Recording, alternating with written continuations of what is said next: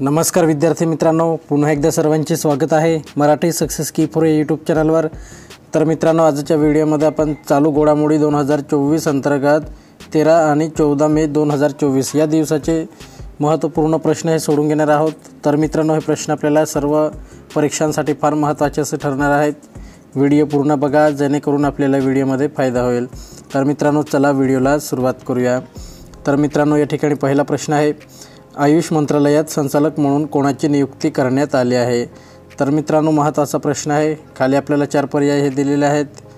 तर मित्रांनो, याचं जे योग्य उत्तर राहील ते आहे पर्याय 2 सुबोध कुमार।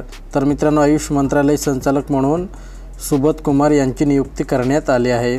पुढचा प्रश्न आहे प्रश्न क्रमांक 2, कोणत्या भारतीय राज्याने मदत शिबिरांमध्ये विद्यार्थ्यांना शिक्षण देण्यासाठी स्कूल ऑन व्हील्स उपक्रम सुरू केला आहे?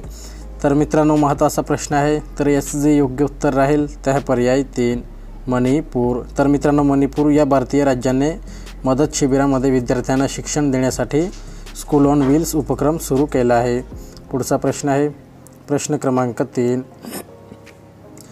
जगातील सर्वात खोल ब्लू हॉल तमजा ब्लू हॉल कोणत्या देशात आहे?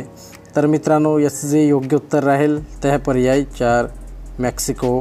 पुढचा प्रश्न आहे प्रश्न क्रमांक 4, कोणत्या बँकेने अनिवासी भारतीयांसाठी आंतरराष्ट्रीय मोबाईल नंबर वापरून UPI सुरू केले आहे? तर मित्रांनो, महत्त्वाचा प्रश्न आहे। तर याचं जे योग्य उत्तर राहील ते आहे पर्याय 3 ICICI बँक। तर मित्रांनो, ICICI बँकेने अनिवासी भारतीयांसाठी आंतरराष्ट्रीय मोबाईल नंबर वापरून UPI सुरू केले आहे। प्रश्न क्रमांक 5 आहे, 18 जून 2024 रोजी कोणती कंपनी ही जगातील पहिली CNG चालित मोटरसायकल लॉन्च करणार आहे? तर मित्रांनो, महत्त्वाचा प्रश्न आहे। तर याचं जे योग्य उत्तर राहील ते आहे पर्याय 2 बजाज ऑटो। तर मित्रांनो, 18 जून 2024 रोजी बजाज ऑटो ही कंपनी जगातील पहिली CNG चालित मोटरसायकल लॉन्च करणार आहे। प्रश्न क्रमांक 6 आहे, विज्जाद्वारे भारतासाठी नवीन कंट्री मॅनेजर म्हणून कोणाची नियुक्ती करण्यात आली आहे? तर मित्रांनो, महत्त्वाचा प्रश्न आहे। तर याचं जे योग्य उत्तर राहील ते आहे पर्याय 2 सुजय रैना। तर मित्रांनो, विज्जाद्वारे भारतासाठी नवीन कंट्री मॅनेजर म्हणून सुजय रैना यांची नियुक्ती करण्यात आली आहे।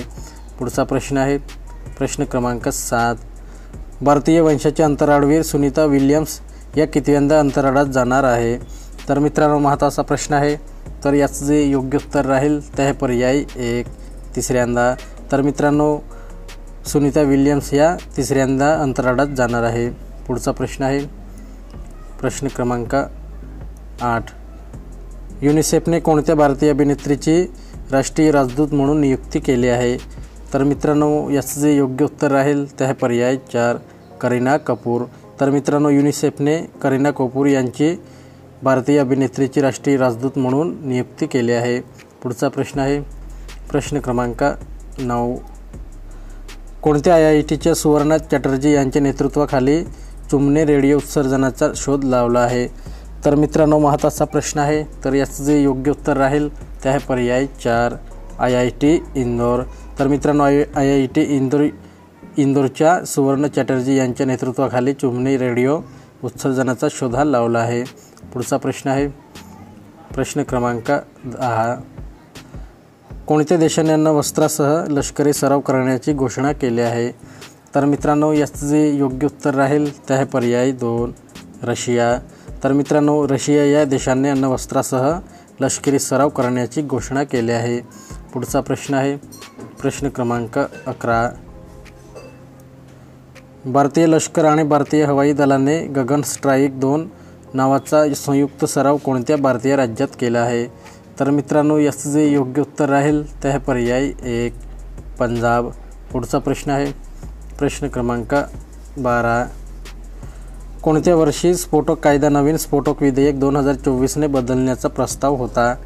तर मित्रांनो, याचं जे योग्य उत्तर राहील ते आहे पर्याय 4 1984। तर मित्रांनो, 1984 वर्षी स्फोटक कायदा नवीन स्फोटक विधेयक 2024ने बदलण्याचा प्रस्ताव होता। पुढचा प्रश्न आहे प्रश्न क्रमांक 13, पेन्शन विभागाने सरकारी निवृत्त कर्मचाऱ्यासाठी कोणते पोर्टल लॉन्च केले आहे? तर मित्रांनो महत्त्वाचा प्रश्न आहे। तर याचं जे योग्य उत्तर राहील ते आहे पर्याय 2 भविष्य।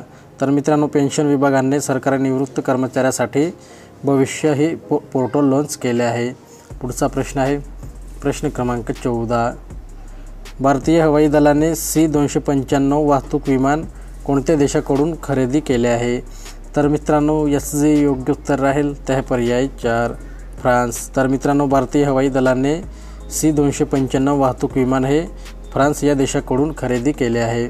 पुढचा प्रश्न आहे प्रश्न क्रमांक 15। भारतीय हवाई दलाने फ्रान्सकडून खरेदी केलेल्या C-295 वाहतूक विमानाची लांबी ही किती किलोमीटर आहे? तर मित्रांनो, महत्त्वाचा प्रश्न आहे। तर याचं जे योग्य उत्तर राहील ते आहे पर्याय 3 24.45। तर मित्रांनो, भारतीय हवाई दलाने फ्रान्सकडून खरेदी केलेल्या C-295 वाहतूक विमानाची लांबी ही 24.45 मीटर एवढी आहे। पुढचा प्रश्न आहे प्रश्न क्रमांक 16। माद्रिद खुल्या टेनिस स्पर्धेचे महिला एकेरीचे विजेतेपद हे कोणी पटकावले आहे? तर मित्रांनो, महत्त्वाचा प्रश्न आहे। तर याचं जे योग्य उत्तर राहील ते आहे पर्याय 2 इगा स्विओटेक। तर मित्रांनो, माद्रिद खुल्या टेनिस स्पर्धेचे महिला एकेरीचे विजेतेपद हे इगा स्विओटेक याने पटकावले आहे। पुढचा प्रश्न आहे प्रश्न क्रमांक 17। रस्ते आणि महामार्ग अर्थात रोड नेटवर्किंग भारताने कोणत्या देशाला मागे टाकले आहे? तर मित्रांनो, याचं जे योग्य उत्तर राहील ते आहे पर्याय 3 चीन। पुढचा प्रश्न आहे प्रश्न क्रमांक 18। रस्ते आणि महामार्ग अर्थात रोड नेटवर्किंगमध्ये भारताने कितवे स्थान पटकावले आहे? तर मित्रांनो, महत्त्वाचा प्रश्न आहे। तर याचं जे योग्य उत्तर राहील ते आहे पर्याय 2 दुसरे। तर मित्रांनो, रस्ते आणि महामार्ग अर्थात रोड नेटवर्किंगमध्ये भारताने दुसरे स्थान पटकावले आहे। प्रश्न क्रमांक 19 आहे रस्ते आणि महामार्ग अर्थात रोड नेटवर्किंगमध्ये कोणता देश प्रथम क्रमांकावर आहे? तर मित्रांनो, महत्त्वाचा प्रश्न आहे। तर याचं जे योग्य उत्तर राहील ते आहे पर्याय 1 अमेरिका। तर मित्रांनो, रस्ते आणि महामार्ग नेटवर्किंगमध्ये अमेरिका हा देश प्रथम क्रमांकावर आहे। पुढचा प्रश्न आहे प्रश्न क्रमांक 20। अमेरिका देशामध्ये किती लाख किलोमीटरवर रस्त्याचे जाळे आहे? तर मित्रांनो, याचं जे योग्य उत्तर राहील ते आहे पर्याय 4 68। तर मित्रांनो, अमेरिका देशामध्ये 68 लाख किलोमीटरवर रस्त्याचे जाळे आहेत। पुढचा प्रश्न आहे प्रश्न क्रमांक 21। वस्तू व सेवा कराच्या अपीलीय न्यायाधिकरणाच्या अध्यक्षपदी कोणाची नियुक्ती करण्यात आली आहे? तर मित्रांनो, याचं जे योग्य उत्तर राहील ते आहे पर्याय 1 संजय कुमार मिश्रा। पुढचा प्रश्न आहे प्रश्न क्रमांक 22। भारतीय खगोलशास्त्रज्ञांनी शोध लावलेल्या रेडिओ उत्सर्जन किती लाख प्रकाश वर्षे अंतराळात पसरलेलं आहे? तर मित्रांनो, याचं जे योग्य उत्तर राहील ते आहे पर्याय 3 20। तर मित्रांनो, भारतीय खगोलशास्त्रज्ञांनी शोध लावलेल्या रेडिओ उत्सर्जन 20 लाख प्रकाश वर्षे अंतराळात पसरलेलं आहे। पुढचा प्रश्न आहे प्रश्न क्रमांक 23। भारतीय खगोलशास्त्रज्ञांनी कोणत्या दुर्बिणीच्या मदतीने रेडिओ उत्सर्जनाचा शोध लावला आहे? तर मित्रांनो, याचं जे योग्य उत्तर राहील ते आहे पर्याय 3 GMRT। तर मित्रांनो, आपला व्हिडिओ कंप्लीट झालेला आहे। व्हिडिओ आवडला असेल तर व्हिडिओला लाईक करा आणि असेच नवनवीन व्हिडिओ पाहण्यासाठी चॅनलसुद्धा सबस्क्राईब करून घ्या। तर मित्रांनो, चला पुढच्या नवीन व्हिडिओसोबत भेटूयात।